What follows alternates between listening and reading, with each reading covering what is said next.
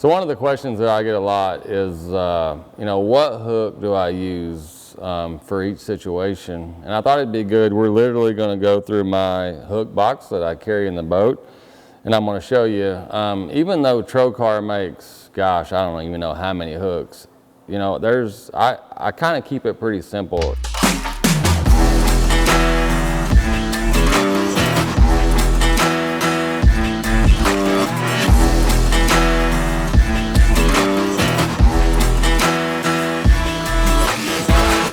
You know, and I'm a shallow water kind of guy, so a lot of my stuff is going to lean towards that flipping, that big line stuff. But I do have some finesse stuff in here that I use, you know, kind of on those special situations. So probably one of my favorite hooks and the ones that I've used forever is just a TK 130, and obviously it comes in a lot of different sizes, but whenever I flip, I want a straight shank hook. I feel like I get better hookups on it. You know, this is a 5 here, which is probably the one I use the most. I use a 4 some and a 6 some. Notice the little keeper there that keeps, what that does is, you know, whenever you're bumping bushes or logs, it just keeps that bait up there so it's not sliding down. You know, it gives you an extra fish catch or two, as opposed to if you didn't have one, then you'd have to have, you know, after each fish, you'd have to put a new hook on there. So that's the TK 130. One that's kind of starting, you know, I'm still playing with it a bunch for flipping, is the Big Nasty hook. Notice the bend there in the bottom. It's not that wide. It's a lot shallower, but whenever I'm using like a Christie critter, something like that, a yum dinger that's not real wide. This hook right here, if you get that hook point started in them, it hooks them, and it gets them real good. I started experimenting with this hook a little bit this year, punching, and just the narrower bite, I felt like it went through the, you know, through the mat a little bit better, but still straight shank and flipping. I'm just moving around here. You know, a lot of these are different sizes. This right here is like a wide gap hook. This is one that I would use casting a worm, you know, yum dinger, you know, on a lightweight or something like that.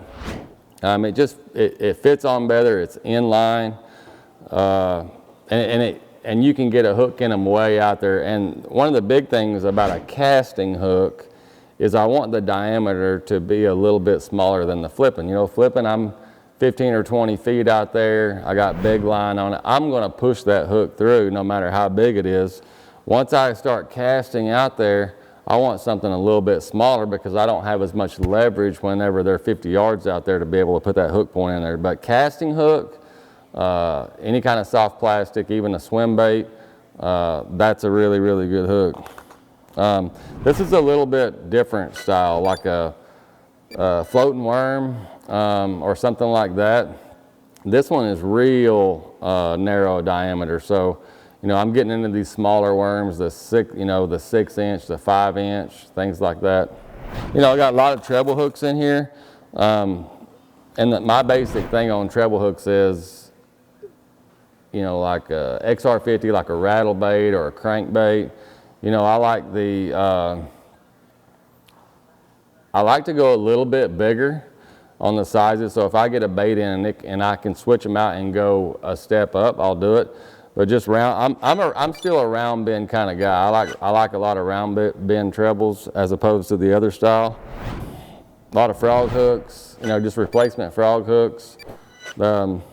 Just to answer a lot of questions that I get, a 3/0 and a 4/0. A 3/0 will fit like your popper style frogs, and then your 4/0 is more like the pad crasher, just a regular frog. A lot of these finesse hooks, you know, with the weed guard, you know, and the cool thing about these hooks is the weed guard's pretty big, but I can take the scissors, you know, if I'm fishing real thick stuff, I'll leave it like that. You can probably see it better there. But you can also take scissors and trim it down as far as you need. And you know, say I'm fishing open water and I don't need it. I'll just cut it back all the way back against the hook there. Got some big shaky heads there, like some ledge, 1 ounce and 3/4 ounce, where I'll put like a 6 or 8 inch finesse worm on there. You know, like a Magnum finesse worm. But that's it. Oh, one more that I missed. Kind of getting into this a little bit too. Got the weight, the blade, you put a swim bait on there, weedless. Just reel it down the bank when they're spawning or through grass or something like that. That's pretty much it. But from across the country, this is the box that I carry. Every hook that I need, simple. I know it's intimidating when you walk into a tackle store and there's 50 yards of hooks. And there are some other styles that they make that may be good for your kind of fishing, but this is the hook box that fits my situation.